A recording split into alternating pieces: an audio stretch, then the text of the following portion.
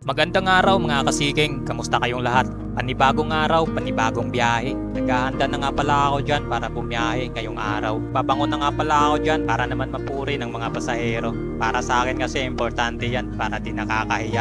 Upit nga pala muna ako dyan mga kasiking. Pinati ko lang dito si kuya, isang upit rider din. Kakawin niya lang daw, lakas bumiyahe niya. Minto muna ako dito para bumili ng merienda. Di pa nakakabiyahe, merienda agad. Dito nga pala ako madalas tumambay para magabang ng booking. May booking na nga pala ako at dito na din ako sa pick-up area ng aking unang pasahero. 4:33 na nga yan ng hapon mga kasiking. Di na nga humingi si ma'am dyan ng shower cap at mabango naman yung helmet ko. Lalo na at siya pa naman yung unang magsusuot.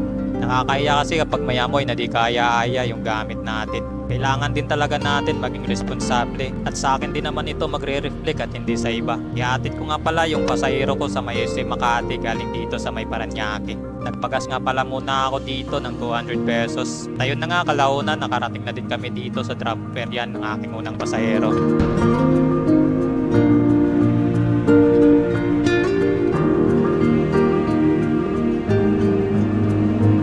Ito naman yung aking pangalawang pasahero dahil bawal nga pala magsakay dyan at magbaba kaya lumipat na muna ako ng pwesto. Napalakad patuloy si ma'am nang di naman kalayuan. Dito ko na hinintay yung aking pasahero sa tamang sakayan. Ihatid ko si ma'am sa may Lower Bicutan dito sa Taguig galing dito sa Makati. Nakarating na din kami dito sa drop-off area niya.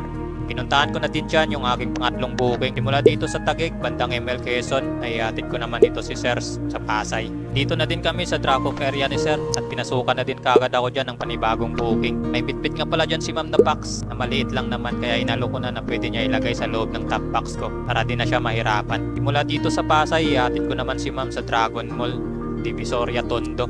Medyo tumagal yung biyahe namin dyan mga kasiking bukod kasi sa traffic napakaraming tao sa kalsada. Safe naman kami nakarating dito sa drop-off niya, yun naman yung mahalaga. Hintay ko na din dito yung sumunod na pasahero ko. Sandaling minuto lang ay dumating na din si Sir. Sa biyahe na yan, medyo natagalan ulit kami kahit di naman kalayuan sana yung drop-off location ni Sir. Paano ba naman halos lahat ng kalye naming lulusutan ay sarado dahil nga sa may procession na nagaganap. Buti na lang din kabisado ni Sir yung pasikot-sikot dito sa Tondo. Naibaba ko na nga dito si Sir, binigyan niya nga ako dyan ng tip. Galing nga palang Divisoria at pinatid ko siya dito sa may Nepomuceno Street, Tondo. Dito ko naman na-pick up sa Velasquez Street, Tondo yung sumunod na pasahero ko. Punta naman itong Moriones Street, Tondo.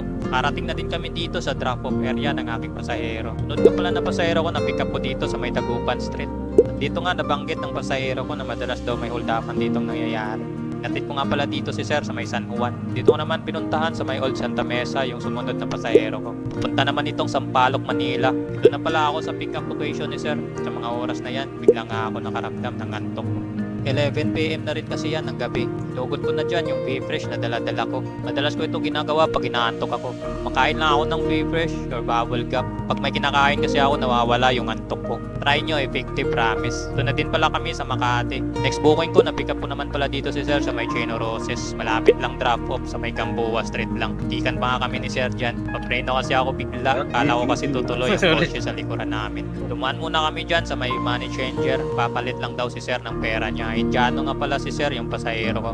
Bumalik din siya agad, wala daw pamalit. Tinuro niya nga dyan yung isa pa. Dito bumaba ulit siya. Tamang hintay lang ako dyan. Mabilis lang naman, bumalik din kaagad. Di ko na nakuhanan yung pagbaba ni Sir pero nagtip sa akin ng 50 pesos. 50 pesos nga lang pala yung fare nun. Binigyan ako ng 100 pesos. At dahil 12 AM na nga yan ng umaga, dito na magtatapos yung 8 oras challenge natin with auto accept. With auto accept kay Mobile. Naka 14 rides or booking nga pala ako dyan mga kasiking. Nagkaroon nga ako ng income dyan na sa halagang 1,260 pesos. Di kasama yung mga tip mga kasiking. Babawas ko lang yung gas ko na 200 pesos at yung food na 60 pesos. Sa top up naman, wala po akong top up dyan since sa mga cashless na binabawas ni Mobile yung commission nila. Medyo mababa ng konti, napadpad kasi tayo sa Tondo. Sana naubos yung oras ko dun sa traffic, ang dami kasing tao dun. Pero not bad pa rin naman. Di naman sila nagkakalayo ng income kay Joyride mga kasiking sa loob ng 8 oras na biyahe, parihas lang naman. Pero babiyahe pa ako dyan mga kasiking pero hindi ko na isasama dito. At kung umabot ka man dito, maraming salamat sa panonood. Once again, this has been